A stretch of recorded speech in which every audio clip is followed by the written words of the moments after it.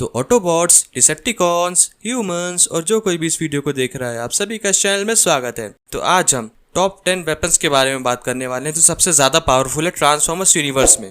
तो वीडियो को पूरा देखना और हाँ, लाइक और सब्सक्राइब कर दो अगर नहीं किया है तो।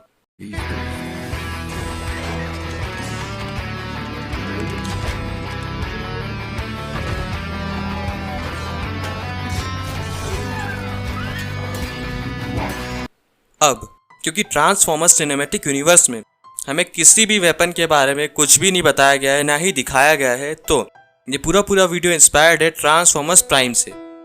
तो 10th नंबर पे है पोलैरिटी गॉन्टलेट। ये थेनोस के इन्फिनिटी गॉन्टलेट जैसे ताकतवर तो नहीं है, लेकिन ये किसी भी ऑब्जेक्ट के आसपास पोलैरिटी जनरेट कर देता है और मैग्नेटिज्म की मदद से ये उसे उठा सकता है, कंट्रोल कर सकता है और इसके विल्डर को कुछ भी ताकत नहीं लगती। इसकी मदद से आप बड़ी से बड़ी चट्टान या वैसा कुछ उठा सकते हैं जो उसकी पावर को सपोर्ट करे और किसी भी ऑटोबॉट या डिसेप्टिकॉन पे फेंक सकते हैं, जिससे उसकी तुरंत ही मौत हो जाएगी। इस गॉन्टलेट की सबसे ज्यादा स्पेशल बात यह है कि इसका विल्डर भले ही कितना भी कमजोर हो, लेकिन इसके मदद से वो भारी से भारी और बड़ी से बड़ी चीज को आसानी से उठा सकता है। आखिरी बार इस गॉन्टलेट को बम्बल भी ने यूज किया था साइबरट्रॉन में, लेकिन उसके बाद इसका क्या हुआ यह हमें बिल्कुल भी नहीं दिखाया गया।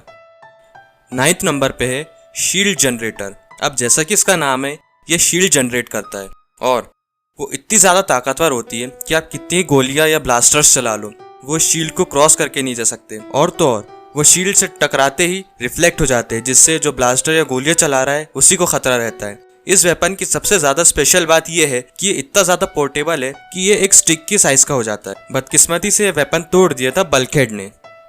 8th नंबर पे है टॉक्स एन। ये इतना ज्यादा एनर्जॉन का बुरा रूप है कि जो कोई भी साइबरट्रोनियन इसके कांटेक्ट में आता है उसे पहले तो पैरालिसिस हो जाती है और फिर धीरे धीरे करके तड़प तड़प के वो मर जाता है। इसका इस्तेमाल मेगाट्रॉन ने बायोलॉजिकल वेपन के रूप में किया था साइबरट्रॉन की वॉर में और कईयों ट्रांसफॉर्मर को मौत के घाट उतार दिया था। टॉक्स एन बहुत ही ज्यादा गर्म, खतरनाक और बहते हुए लावा से ही डिस्ट्रॉय हो सकता है। 7th नंबर पे है रेजोनेंस ब्लास्टर।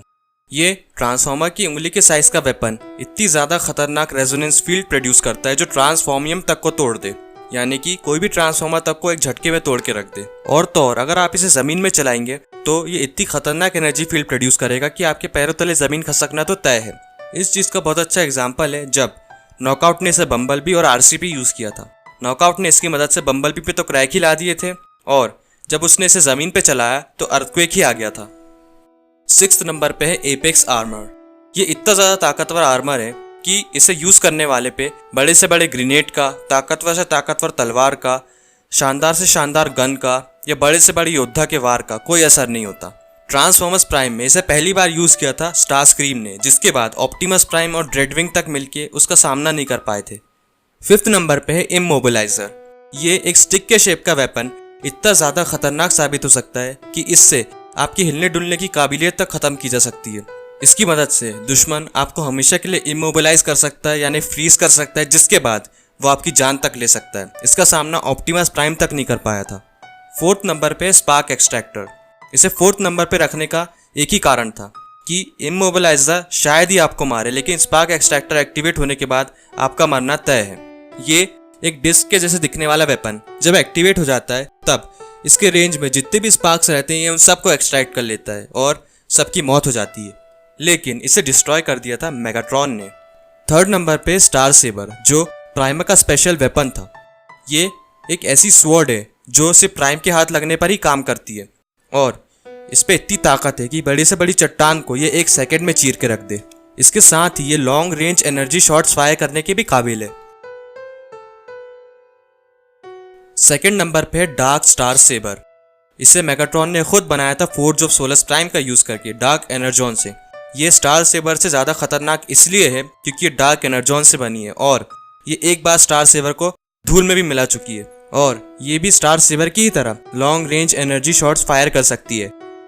1st नंबर में जाने से पहले हम बात कर लेते हैं कुछ ऑनरेबल मेंशंस की, जिसमें है ओमेगा कीज। ये ऐसी कीज हैं जो ओमेगा लॉक चला सकती है, यानी कि ये साइबरट्रॉन को जिंदा करने की उम्मीद है। फोर्ज ऑफ सोलस प्राइम एक ऐसा हथियार है या एक ऐसा रेलिक है जिससे आप किसी भी मैटर को अपना मनचाहा हथियार या और कुछ बना सकते हो। इससे आप ऑर्गन तक बना सकते हो।